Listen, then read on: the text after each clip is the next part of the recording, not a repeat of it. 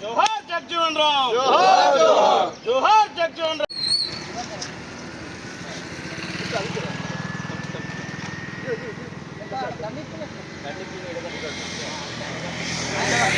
జగజీవన్ రామ్ గారి ఆశయాలను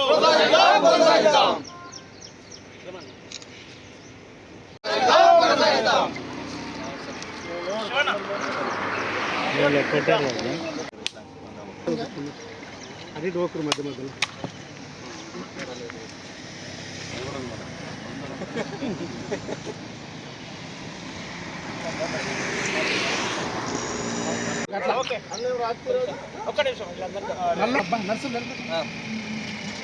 జై జగజీవన్ రామ్, జోహార్ జగజీవన్ రామ్, జోహార్ జగజీవన్ రామ్, జోహార్ జగజీవన్ రామ్. కొనసాగిస్తాం జగజీవన్ రామ్ గారి ఆశయాలను, కొనసాగిస్తాం జగజీవన్ రామ్ గారి ఆశయాలను.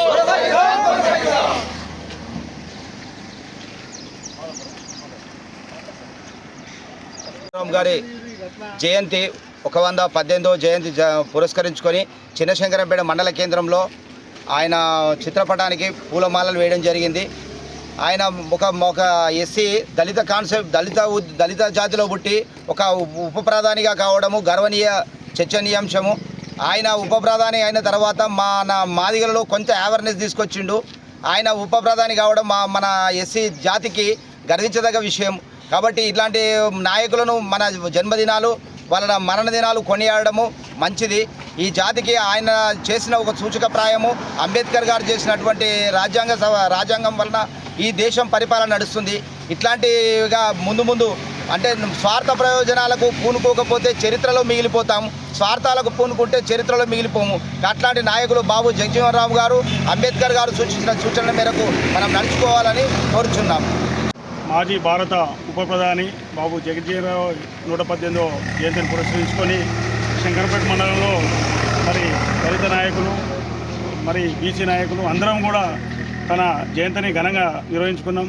మరి భావి భారతదేశంలో ఈ భారతదేశము మంచిగా ఉండాలి, ముందుకు పోవాలి. ఈ భారతదేశ పౌరులు అన్ని దేశాల కన్నా ముందుండి కలలు కన్నా నెహ్రూ గారితో సమానంగా కలలు కన్నా నాయకుడు బాబు జగజీవన్ రావు గారు. మరి తప్పకుండా స్వతంత్ర సమరయోధంలో మరి గాంధీ నెహ్రూ పాత్ర ఎంతుందో మరి బాబు జగజీవన్ రావు గారి పాత్ర కూడా అదే విధంగా ఉన్నది. మరి బీహార్లో మరి కుల మతాలు ఎక్కువ ఉన్న బీహార్ రాష్ట్రంలో పుట్టి అక్కడి నుంచి ఉప ప్రధానిగా ఎదగడం నిజంగా ఆయన నిదర్శన గొప్పతనం. మరి ఆ గొప్పతనం కూడా ఆనాడు కాంగ్రెస్ పార్టీ ఇవాళ కాదు, ఆనాటి నుంచి కూడా స్వతంత్రం వచ్చినాటి నుంచి కూడా 1947 నుంచి ఇప్పటి వరకు కూడా మరి దళితులకు పెద్దపీట వేసింది. తప్పకుండా తనకు సముచితమైన స్థానం కల్పించింది. అలాగే కాకుండా మరి సోనియా గాంధీ గారు యూపీఏ గవర్నమెంట్ ఏర్పాటు చేసినాడు. తన కూతురు కూడా మనకు లోక్సభ స్పీకర్గా నిర్వహించడం జరిగింది. అదే టైంలో మనకు తెలంగాణ రావడం జరిగింది. తప్పకుండా భారత జాతి పట్ల మనకున్న అంకిత భావానికి ఇది నిదర్శనం. తప్పకుండా భావి భారత మరి ముద్దు బిడ్డలు వారి ఆశయాలను సాధనలను ముందుకు తీసుకుపోయి దేశాన్ని ముందుకు తీసుకుపోయి అనేక కార్మిక చట్టాలు తెచ్చారు. అనేక పంచవార్షిక ప్రణాళికలతో ఈ దేశం ముందుకు ఎలా పోతుంది. మరి 1947 స్వాతంత్రం తర్వాత ఈ దేశ పరిస్థితి మరి కరెంట్ లేదు. మరి ఎక్కడ కూడా పెద్ద సిటీలలో తప్ప అక్కడ బ్రిటిష్ పరిపాలించిన పెద్ద మరి మద్రాసు, కలకత్తాను, ముంబై తప్ప మరి ఎక్కడ కూడా కరెంట్ లేదు. ఆ పరిస్థితుల్లో అనేక పంచవార్షిక ప్రణాళికలు రచించి మరి ఈ దేశం ముందుకు పోవాలని మరి నేటి ఆనకట్టలే ఆధునిక ఆలయాలుగా పేరుగొంచిన నెహ్రూ గారు, బాబు జగజీవన్ గారు మరి ఈ దేశ ముఖ చిత్రాన్ని పూర్తిగా మార్చేశారు. తప్పకుండా భవిష్యత్తులో ఈ భారతమని వాళ్ళని తప్పకుండా గుర్తుపెట్టుకోవాలి, వాళ్ళు చూపించిన దారిలో ప్రయాణించాలని మనస్ఫూర్తిగా కోరుకుంటున్నాను. చిన్నశంకరంపేట మండల కేంద్రంలో బాబు జగజీవన్ రామ్ గారి 118వ జయంతి కార్యక్రమాన్ని ఎస్సీ, ఎస్టీ, బీసీ, మైనారిటీ, అగ్రకుల నాయకులతోటి ఘనంగా నిర్వహించడం సంతోషకరమైన విషయం. డాక్టర్ బాబు జగజీవన్ రామ్ గారి చరిత్ర చాలా గొప్పది. కాంగ్రెస్ పార్టీలో ఉన్నత స్థాయికి ఎదిగి భారత ఉప ప్రధానిగా ఎదిగినటువంటి గొప్ప నాయకుడు. పార్లమెంటు వ్యవస్థలో అన్ని శాఖలకు నాయకత్వం వహించి మరి ఎమర్జెన్సీ సమయంలో కూడా ఆయన చేసిన సేవలను గుర్తు చేసుకుందాం.